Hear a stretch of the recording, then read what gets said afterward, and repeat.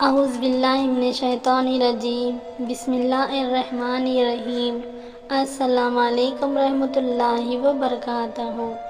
آج کی پیاری کرامت ہے غوث اعظم رحمۃ اللہ علیہ کی ڈوبتے ہوئے جہاز کو تیرانا۔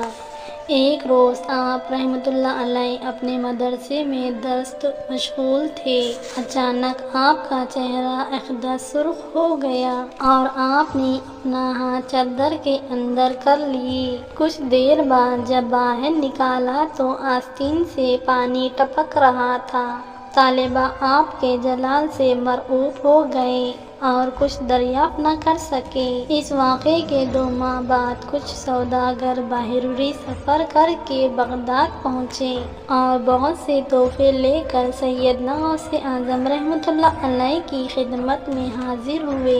آپ نے طلباء کے سامنے ان کا حال پوچھا۔ سوداگروں نے بیان کیا کہ 2 ماہ ہو گئے ہم سمندر میں سفر کر رہے تھے کہ اچانک تیز ہوائیں چلنے لگی اور سمندر میں ایک بڑا طوفان برپا ہو گیا۔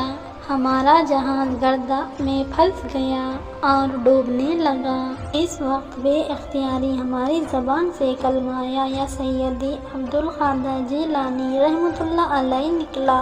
ہم نے دیکھا کہ ایک ہاتھ غیب سے نمودار ہوا اور اس نے جہاز کو کھینچ کر کنارے لگا دیا۔ طلباء نے اس واقعے کی تاریخ پوچھی تو وہی تھی جس روز کہ آپ نے بھیگے ہوئے آستین اپنے چادر سے نکالی تھی۔ سبحان اللہ۔ تذکرہ غوث اعظم رحمۃ اللہ علیہ، صفحہ نمبر 123۔ یہ کرامت آپ کے علم غیب اور تصرف کے کمال کی دلیل ہے۔ پھر بغیر کہیں گئے بیٹھے بیٹھے جہاز کو گرداب سے نکال لینا عظیم واقعہ ہے، اور یہ کہ دستگیری اور فریاد رسی کی خاطر آپ کو یا سیدی عبدالقادر جیلانی رحمۃ اللہ علیہ پکارنا جائز ہے، کیونکہ پکارنے والوں کا عقیدہ ہوتا ہے آپ اللہ تعالیٰ کے عطا کردہ علم و تصرف سے ہی مدد فرماتے ہیں۔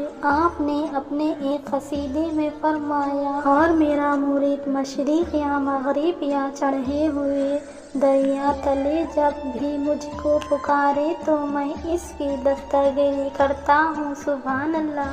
ہوا و دوش ہوا پر ہو، میں ہر قسمت کے واسطے قصاص کی تلوار ہوں۔ امید کرتی ہوں آج کا یہ ہمارا پیارے سی کرامت غوث اعظم رحمۃ اللہ علیہ کی ہے۔ آپ کو یہ کرامت پسند آئی ہے تو ہماری ویڈیو کو لائک، ہمارے چینل کو سبسکرائب کرنا مت بھولنا، کامنٹس لکھنا مت بھولنا۔ اب مجھے اجازت دیجیے، اللہ حافظ۔